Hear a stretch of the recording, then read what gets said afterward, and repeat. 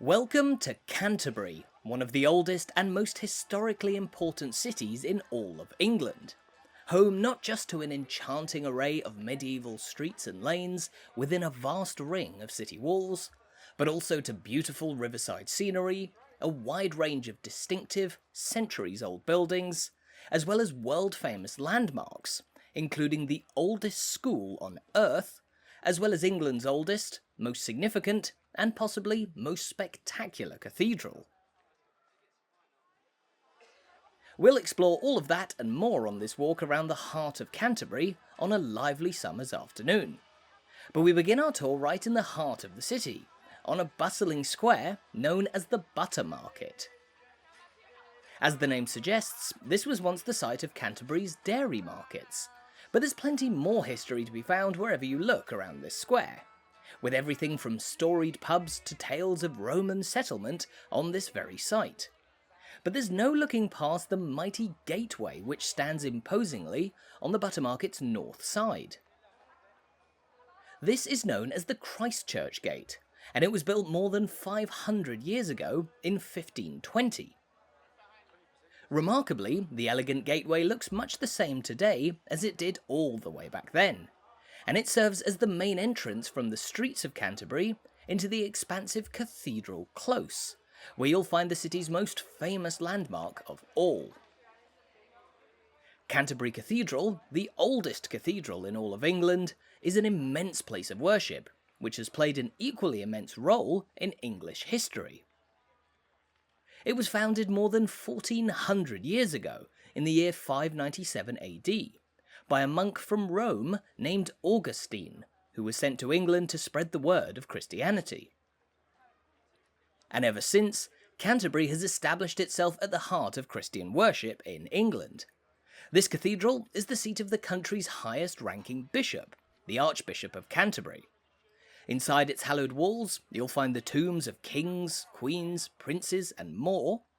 And of course, this building was the site of one of the most controversial episodes in English history, all the way back in the year 1170. That was of course when a man named Thomas Becket, Archbishop of Canterbury, and for a long time a close friend of King Henry II, was infamously murdered inside Canterbury Cathedral, as a political dispute between himself and the king spilled over into violence. Becket was later made a saint, and the site of his murder was commemorated with a shrine inside the cathedral. But today, a simple candle marks the point where it happened instead, because his shrine was destroyed on the orders of one King Henry VIII, more than 300 years later in history. When he broke away from the Catholic Church in 1534, Henry VIII dramatically reshaped England's religious landscape, and as the heart of Christianity, few places were impacted more than Canterbury here. Now interestingly, the Christchurch Gate bears a link to Henry VIII too. It was originally built to celebrate the wedding of his older brother, Prince Arthur, to a Spanish princess named Catherine of Aragon. As you may know, however, Arthur died at the age of just 15, and Catherine later married Henry, the first of his 6 marriages, which played a key role in bringing about his sweeping religious reformation in England. But there's so much more to Canterbury than the many stories of its magnificent cathedral, a number of which can be found here on the Butter Market, just outside the storied Cathedral Close. As we mentioned earlier, the Butter Market here was once the site of Roman settlement, nearly 2,000 years ago. In fact, the old Butter Market pub, just on the left of your screen here, is built on top of the remains of a Roman-era house. Meanwhile, in the Middle Ages, this square was used for bull baiting, poultry markets, and then dairy markets in the late 18th century, which gave it its present name. But in place of the old market, there now stands this elegant war memorial, unveiled back in 1921, and which pays tribute to the local men who lost their lives fighting in the First and Second World Wars. Now, in the scope of Canterbury's lengthy history, the 2 world wars are practically present-day events, this city having witnessed many more conflicts and upheavals over the course of thousands of years, and a lot of that has to do with Canterbury's position in England. As we can see from this map, Canterbury is located in the very southeast of England, in the heart of the county of Kent, crucially just a couple of dozen miles across the English Channel from the coast of continental Europe. Canterbury and Kent's proximity to mainland Europe has been key to the way that this part of England has been shaped through time. This city was often one of the first landing places for invading armies and settling people groups, and as such held just as much strategic value as it later did religious importance. Having started life as a stronghold of the native British Cantiaki tribe, Canterbury has also been a major Roman settlement, a central place of settlement for Anglo-Saxon-era Jutish peoples from present-day Denmark, and a major target of Viking attacks for centuries, which on a number of occasions led to the city being almost entirely destroyed. But despite all of these upheavals through time, parts of Canterbury haven't actually changed that much in thousands of years, such as the city's main street, High Street, which we're strolling along now. Lined by a mix of modern buildings and historic landmarks like the elegant Queen Elizabeth's guest chambers here, so named as they were visited by the Virgin Queen herself back in 1573, this busy pedestrian shopping street was originally built by the Romans, as part of their road between Dover, on the coast, and London. In fact, until as recently as 1981, the High Street here was still part of the main road between Dover and London, as we see from the signs just there, carrying heavy traffic right through the heart of Canterbury's historic centre. Sensibly, cars now drive around the busy city centre, but the legacy of this street, which has carried everything from Roman emperors to coaches of school children popping over to France for the day, remains, and there are a wealth of intriguing points to stop at as you take a walk along it. For instance, this fetching building is the Beaney House of Art and Knowledge, the City of Canterbury's main museum. Despite its Tudor-era appearance, the Beaney House was only built just over 120 years ago in 1899, but it's packed with artefacts and exhibitions from right through Canterbury's history, with everything from Roman and Anglo-Saxon relics to a beautiful art collection. But among the most intriguing artefacts on display inside the Beaney House are original Pilgrim's tokens, little tin-lead souvenirs which pilgrims bought to commemorate their visits to Canterbury, a medieval equivalent of a fridge magnet that you might buy when on holiday. Of course, as the traditional heart of Christian worship in England, Canterbury has long been famous as a major destination of pilgrimage, a truth immortalised by a series of famous stories known as the Canterbury Tales, which were written in the 14th century by the man depicted in this statue, Geoffrey Chaucer. The Canterbury Tales tell the story of a group of pilgrims, each telling a tale while on their way from London to Canterbury.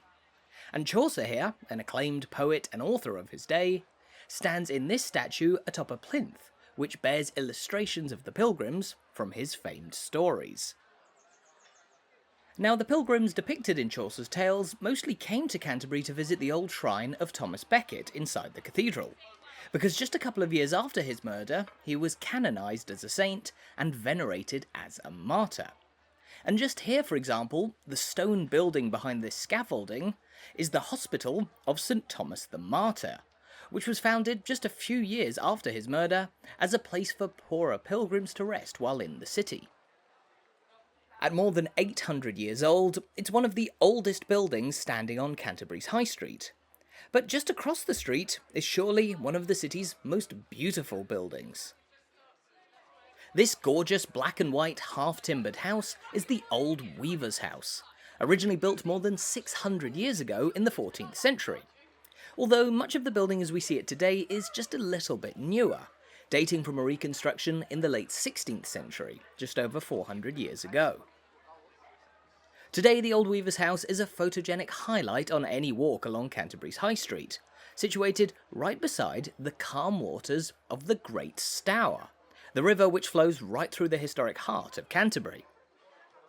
It's on this beautiful river that visitors to Canterbury can take calming punting trips, which skirt between majestic historic landmarks like the Old Weaver's House, a building which takes its name from an important period in the city's history. In the 16th and 17th centuries, much of southeastern England saw an influx of people coming from mainland Europe, principally the area we now know as northern France, Belgium, and the Netherlands. They were Huguenots, Protestants who began facing persecution under Catholic rule, and so many took refuge in England, setting down new routes everywhere from Norwich to Colchester, London, and more. But it was Kent here that greeted the largest number of people, in part due to that geographical proximity to mainland Europe, but also due to the county and the city of Canterbury's credentials as a hub of Protestant worship. Thousands of Huguenot refugees made Canterbury their new home over the years. In fact, within a few decades, they made up as much as 40% of the city's population. And among their number were many skilled craftsmen and entrepreneurs, who famously brought with them new skills, which helped to modernise and further develop local industry. Above all, the Huguenots were best known for their silk weaving skills. In fact, the Old Weaver's House back there was actually used as a weaving school for the best part of 200 years, as new skills and techniques gradually began to spread among the local population. And over time, silk weaving even overtook traditional wool weaving in Canterbury to become one of the city's main professions. The Huguenots left quite an impact on Canterbury. In fact, many of the city's 55,000 residents today can trace their heritage back to those who came here all those years ago. Now, while the modern city spreads far beyond the historic streets that we're exploring here, the centre of Canterbury is focused mostly inside a historic ring of city walls. Walls which began life around 1800 years ago, when they were built by the Romans. As an important Roman settlement, Canterbury was staunchly defended by walls which stood for many centuries, although they were eventually rebuilt as much stronger stone walls in the 14th century. And it's these walls that you'll still find encircling the city centre today. But as the city expanded through time, the walls became more of a hindrance, and sadly much of their circuit was knocked down in the 18th and 19th centuries, including all but one of the city's historic gates. There were once 7 gates providing access into and out of the historic heart of Canterbury, and just up ahead we can see the only one that has survived, the mighty West Gate. The largest surviving city gate in all of England, the West Gate here was built more than 640 years ago in 1380, and ever since then it's been the most important in Canterbury, serving as the entrance for those arriving into the city from London and much of the rest of Kent. Situated just beside the city's elegant Guildhall on the left, a building which is just 1 year younger, dating from 1381, the West Gate is a historical marvel. Not just beautifully preserved on the outside, but on the inside, home to the famous Westgate Towers Museum, which opened all the way back in 1906, and which plays host to riveting exhibitions on the city and its walls, as well as an excellent viewpoint which allows you to admire the scenery from up on high. And there are few places in Canterbury better to stop and pause to enjoy the view, because just here is one of the most beautiful spots, not just in this city, but in all of England, the famous view over the Great Stour. This is a separate branch of the same river which we saw earlier by the Old Weaver's House. In fact, the Great Stour temporarily splits into 2, and briefly even 3 branches as it flows through the centre of Canterbury. And the river, as beautiful as it looks on this fine summer's day, has always been a vital part of life in this city. In later years, the Great Stour remained crucial to Canterbury's development. For centuries, local fishermen have used it as a healthy supply of food for the city, and its flow has also supported the city's wide variety of different industries through the medieval and modern periods. Even today, the river still plays a big role. Floating in the water just here, we can see a flat-bottomed boat known as a punt, one of many in Canterbury which are used for river tours through the heart of the city. Similar to the boats that you'll find in other famous English cities, like Oxford and Cambridge, Canterbury's handcrafted punts are hugely popular with tourists, the city's modern economy deriving a big chunk of its income from tourism. And it's well worth taking a private chauffeured punting tour if you are visiting the city. It's almost certainly the most scenic way to enjoy all that Canterbury has to offer. Many punting tours begin and end here at the West Gate, in the shadow of England's largest standing medieval city gate. Of course, we know that the West Gate, dating from 1380, can trace its origins back to the original Roman walls of Canterbury from more than 1800 years ago. But what exactly were the walls built to defend the city from? Well, as a strategically important and culturally significant hub of religious worship, just a stone's throw from the shores of mainland Europe, Canterbury was for centuries a city that often bore the brunt of attacks by armies targeting England. Most famously, during the Anglo-Saxon period over 1,000 years ago, Canterbury was targeted on a number of occasions by vicious raids by Viking armies. The two worst incidents took place in the year 851 AD and then in the year 1011. In fact, in the latter case, the Vikings laid siege to the walled city of Canterbury for 3 straight weeks, and after they eventually broke through and captured the city, they took a number of prominent local figures hostage, including the Archbishop of Canterbury himself, who was killed by his Viking captors some 7 months later. But attacks on Canterbury weren't just limited to the medieval era. During the Second World War, this city was targeted by more than 10,000 bombs dropped by the Luftwaffe, as part of a bombing campaign known as the Baedeker Blitz. While the Luftwaffe had begun the war targeting industrial cities to deal a blow to Britain's war effort, in 1942 they launched the Baedeker Blitz, which took aim at cities of greater cultural significance. Places like York, Bath, Norwich, Exeter, and indeed, Canterbury. As many as 119 locals were killed by German bombs during the Second World War, with hundreds more severely injured. And the streets of Canterbury were also physically devastated. As many as 800 buildings in the city were destroyed during the Blitz, and thousands more suffered heavy damage. That's why you'll see a range of more modern, post-war buildings rubbing shoulders with centuries-old landmarks on Canterbury's High Street and elsewhere around the city centre. For instance, here we find the Church of St. Peter, which has stood just a few yards back from the busy High Street for more than 800 years. Although it's often thought that the church we see today was actually built on top of one of the oldest places of worship in Canterbury, originally built for the Christians of the Roman town as many as 1700 years ago. With its world-renowned religious credentials, you'll find churches of all shapes and sizes on the streets of Canterbury. A more modern Methodist Church of St. Peter stands here just across the street, for instance. In all, there are at least 6 active churches within the compact area of the walled city, but there are plenty more on the outskirts of the defences too, one of which holds the rather impressive title of the oldest church in the entirety of the English-speaking world. That's St. Martin's Church, a 15-minute walk from the city centre here, and it's been continuously used for Christian worship since before the year 597 AD. More than 1400 years ago. The historic church is of course well worth a visit when you're in town, but as we can see just here, Canterbury isn't all about centuries-old history.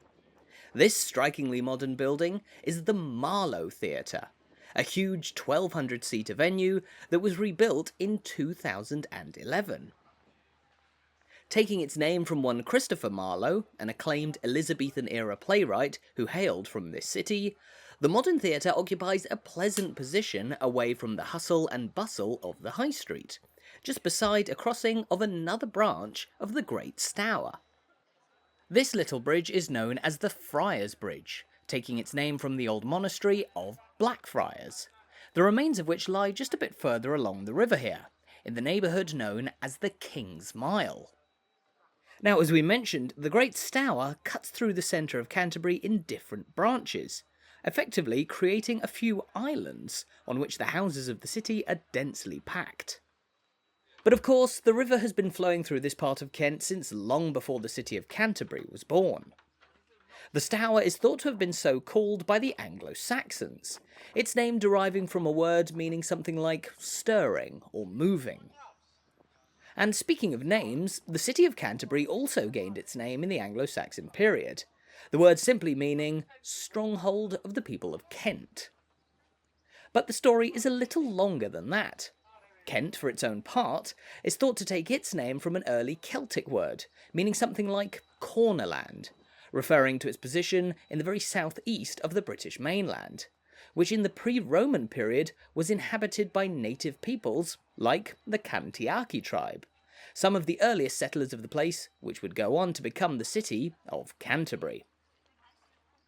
It's fair to say then that Canterbury's history is as long as it is riveting, but the city is of course most famously associated with one moment in those thousands of years.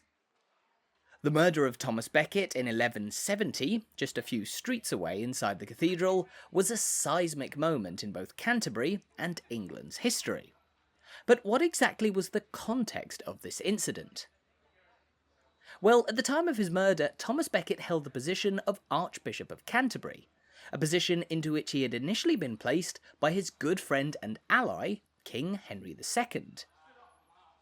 Initially serving as Lord Chancellor of England, Thomas Becket was soon appointed Archbishop of Canterbury as well, the king hoping that by making an ally of his, England's most senior bishop, he could exert more power and influence over the church. But the plan backfired. Soon after Becket became Archbishop, he resigned as Lord Chancellor and began to grow apart from the king, as Becket began to resist Henry's efforts to diminish the rights of the church in favour of the crown. And this was no small spat. Henry and Becket's feud grew and intensified over the course of 7 years in the 1160s, during which time the Archbishop went into exile in France, and the king roped in the less senior Archbishop of York to crown his son as England's junior king, flying in the face of the Archbishop of Canterbury's traditional right to crown royalty.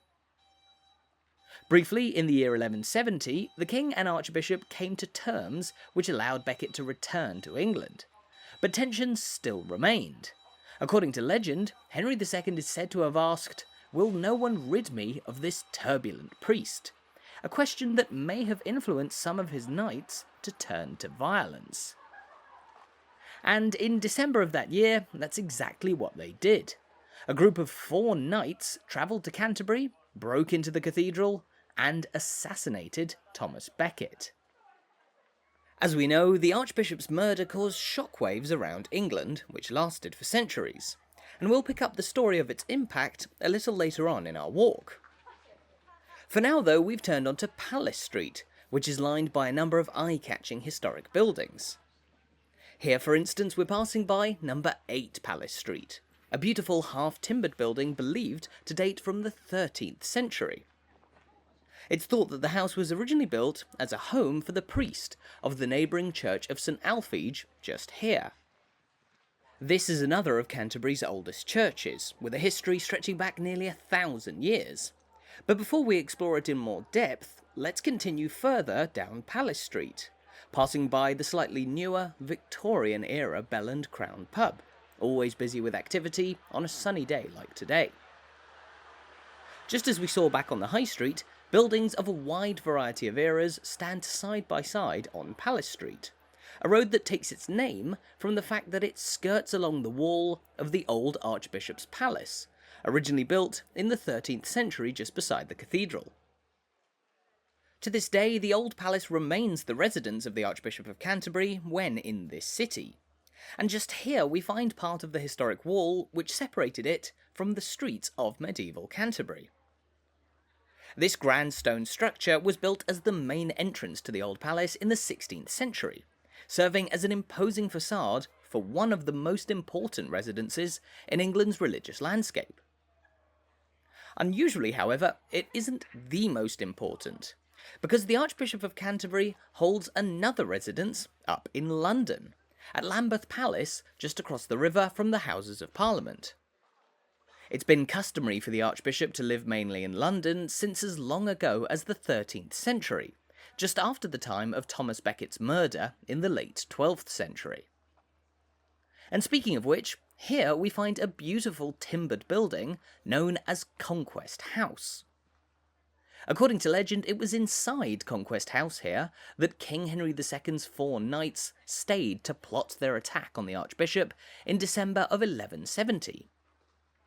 It's said that before the violence inside the cathedral, the knights actually entered the bishop's palace just across the road and attempted to force Becket to back down in his dispute with the king, but to no avail. Therefore they returned to Conquest House, gathered their weapons, and made their way back to the cathedral, where the Archbishop had been advised to go, perhaps in an effort to shelter inside the holy place of worship. But of course, we know what happened in the end on that fateful day, a day that changed so much of Canterbury in so many ways. Now, just here at the top of Palace Street, we find one of the city's most visually distinctive buildings, a charmingly skew-if edifice known as the Crooked House. Built back in the 17th century, the Crooked House is said to be the most photographed building in Canterbury today, but it's been a popular spot for visitors to the city for hundreds of years too. It's said that the Crooked House here even inspired a passage in Charles Dickens' famous novel, David Copperfield, the great author personifying this building as a very old house bulging over the road, leaning forward, trying to see who was passing on the narrow pavement below. You'll find that quote inscribed over the door as you stroll into the Crooked House, which, befitting its literary credentials, is now home to a charming little bookshop, where you might also be able to discover the reason behind the building's unusual appearance, a chimney inside the house which slipped, causing the entire structure to lean over to one side. Now, just a few steps away from the Crooked House, here we find the entrance to the King's School, Canterbury's most prestigious place of education, which can also lay claim to being the oldest school in the entire world. It's been in existence for more than 1400 years, since the very last years of the 6th century AD. To put that into context, other famous British schools, including Winchester, Westminster, Harrow and Eton, were all founded between the 14th and 16th centuries, between 800 and 1000 years after the one we find here in Canterbury.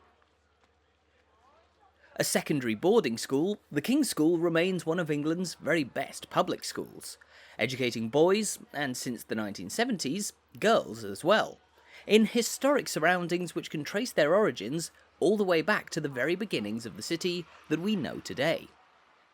The King's School was effectively founded in the year 597 AD, the year that St Augustine became the very first Archbishop of Canterbury. Now, at the time, the school was of course a much smaller operation.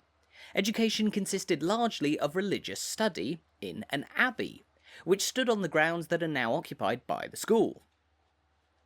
Over the course of nearly a millennium and a half, the school has of course grown considerably, now home to over 800 pupils, and occupying classrooms dotted all over the centre of Canterbury, although most are concentrated in this neighbourhood, a neighbourhood known as the King's Mile. Taking its name from the school, the King's Mile is home to an array of unique spots. Just down here, for instance, there stands Canterbury's Old Synagogue, a place of Jewish worship which was established all the way back in the year 1720. Although nowadays it's no longer used for the same purpose.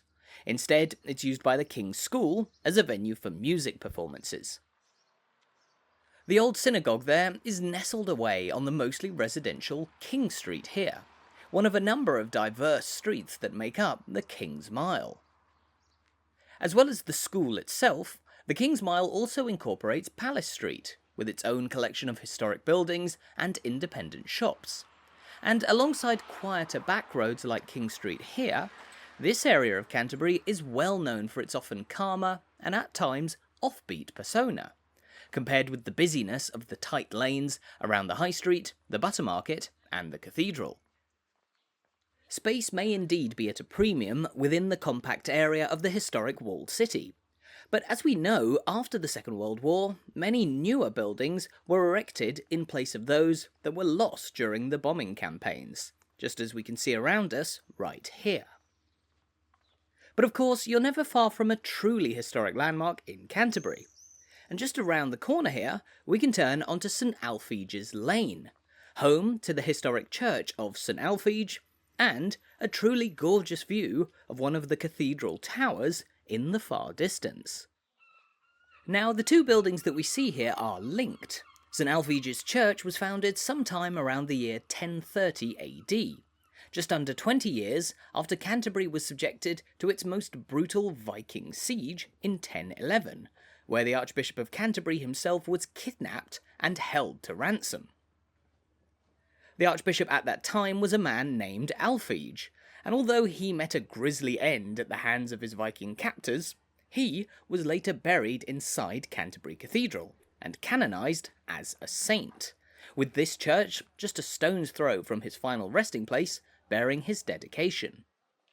Later on in history, St Alphege's was also one of the first local churches used by Huguenot refugees for worship, although they eventually moved to a chapel inside Canterbury Cathedral, whose immense towers we can see soaring above all else at the heart of this historic city.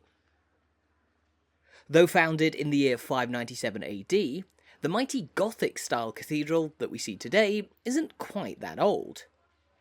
The original Augustine-era church was completely demolished just after the Battle of Hastings and the Norman conquest in the late 11th century, and then it was rebuilt again a century later in 1174, this time on a much larger scale on account of the cathedral's newfound level of fame in the aftermath of Thomas Becket's murder. Legends abounded that Becket's blood, spilled on the floor of the cathedral, could cure sickness and disease, and so the city of Canterbury saw a surge of pilgrims coming to visit the place where the Archbishop was murdered.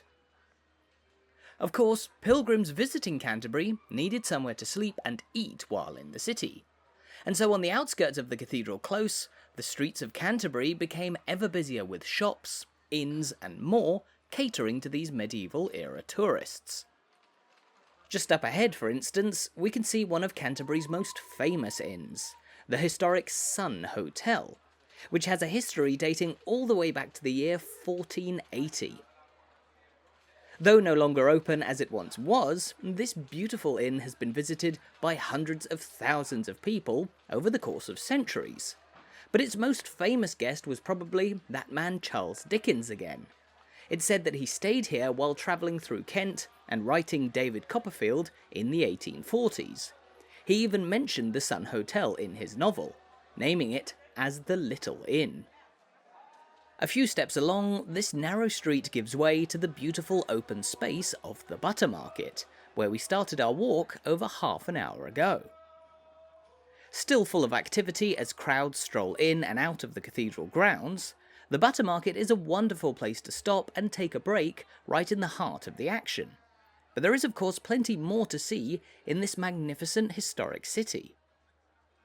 So from here, we're now going to make our way to the very edge of central Canterbury, by taking a walk towards some of the walls which remain standing around the city, and then out towards the historic Abbey of St Augustine, founded in the late 6th century by the first Archbishop himself.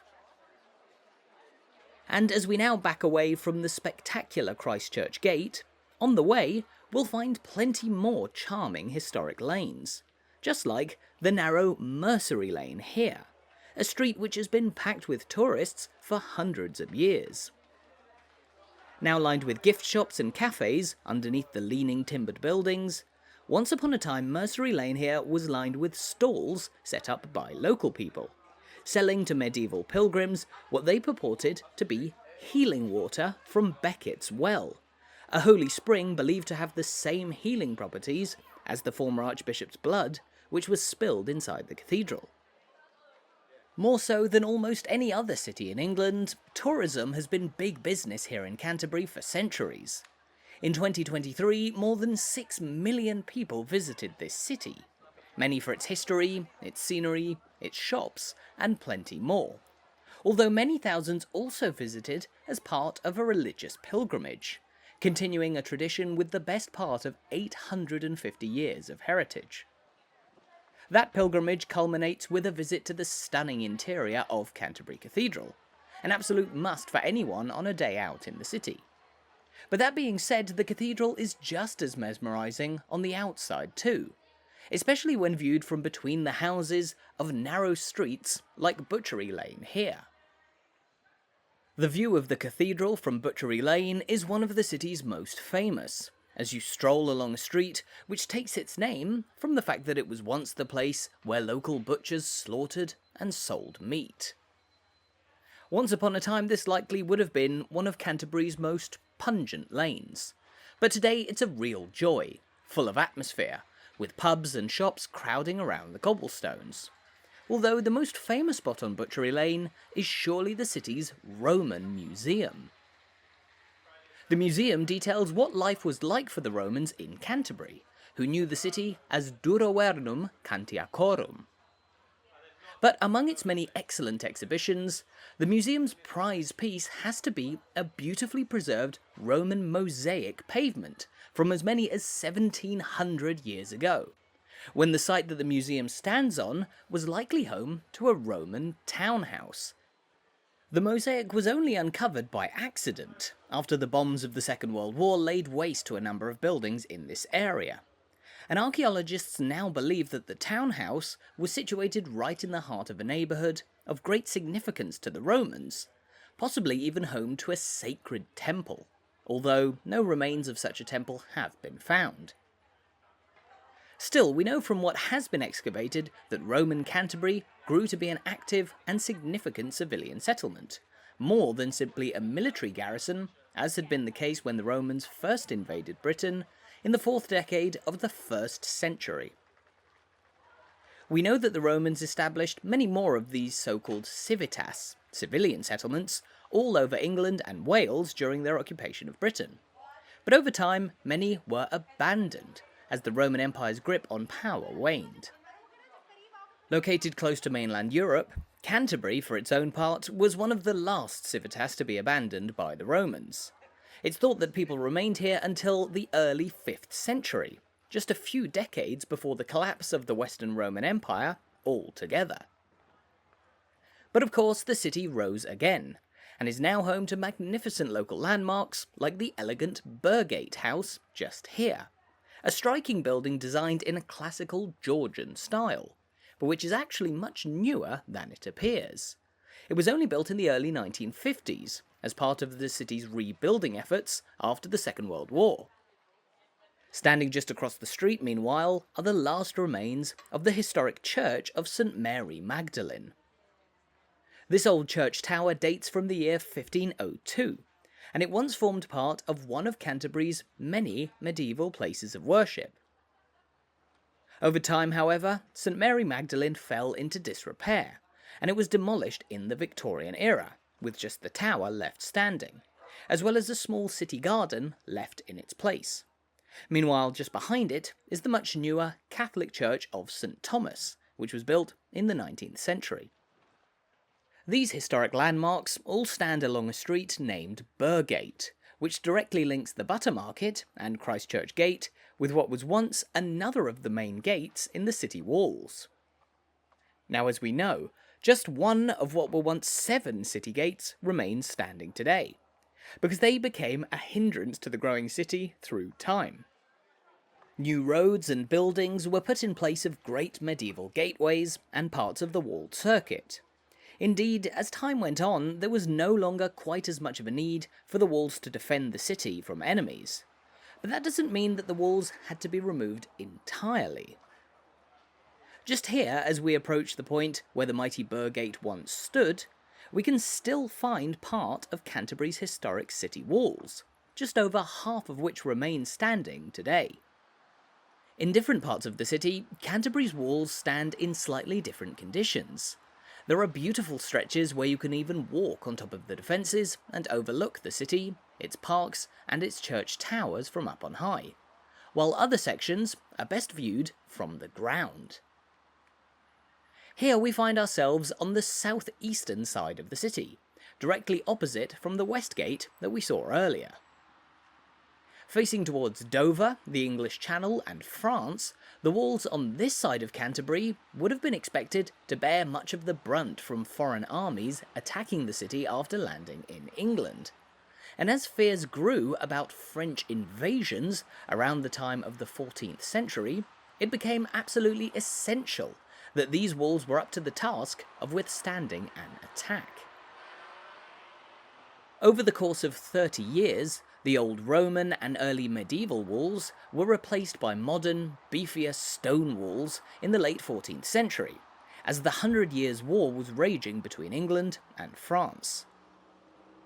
Defending Canterbury on the road to London has always been of paramount importance to the monarch, not only during the 100 Years' War, but also back in the time of King Henry II, and the immediate aftermath of the murder of his former friend, Thomas Becket.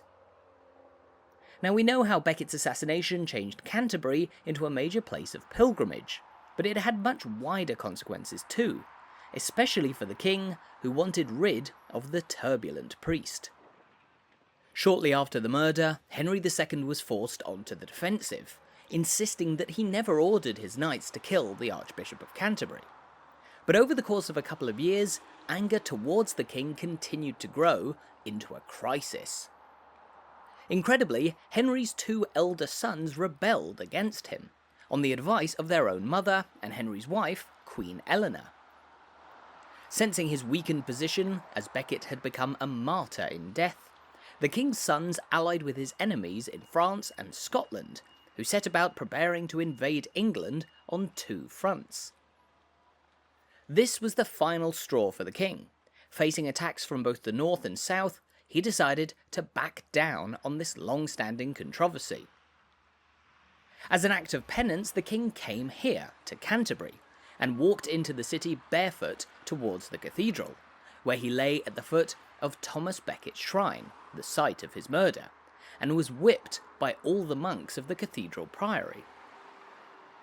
In the end, this audacious demonstration of regret seemed to work for Henry II. His sons called off their rebellion and asked for forgiveness. His wife, Queen Eleanor, was put under house arrest for siding against him, and the Scottish and French invasions of English territories never made the devastating impact that he feared. Henry II's barefoot arrival into Canterbury was certainly one of the most dramatic visits of a monarch to this city, but it was far from the first. Just here outside the walled city, we find a pleasant green, which plays host to two eye-catching statues, depicting a husband and wife couple who ruled as some of the very first monarchs of the Kingdom of Kent. They were King Ethelbert, here in the foreground, and Queen Bertha, standing just opposite. The pair married in the year 580 AD, Ethelbert a pagan and his wife Bertha a Christian. Now this was important, because 17 years later, the monk Augustine arrived in England to spread the word of Christianity, and one of his first converts was none other than the pagan Kentish king, Ethelbert. Ethelbert was the very first English king to convert to Christianity, and in doing so, allowed Augustine to establish the institutions which would go on to be Canterbury Cathedral, as well as providing the first step on England's nationwide conversion to Christianity, the state religion which remains in existence in England to this very day. Ethelbert was the very first English king to convert to Christianity, and in doing so, he allowed Augustine to preach the Christian faith to the people of his kingdom, thereby providing the first step in England's nationwide conversion to Christianity, the state religion which remains in existence in England to this very day. After arriving in Kent from Rome, Augustine was granted permission by King Ethelbert to establish a monastery outside the city walls of Canterbury, a monastery which went on to be known as St. Augustine's Abbey, the remains of which you'll find behind this mighty gate. But sadly, it's here before the great gate of the Abbey that we've come to the end of our walk around Canterbury, which, as you'll now surely agree, is without doubt one of England's most riveting and important cities of all. Thank you so much for watching this video. I really hope you enjoyed it, and I hope you're now looking forward to visiting the great city of Canterbury for yourself sometime soon.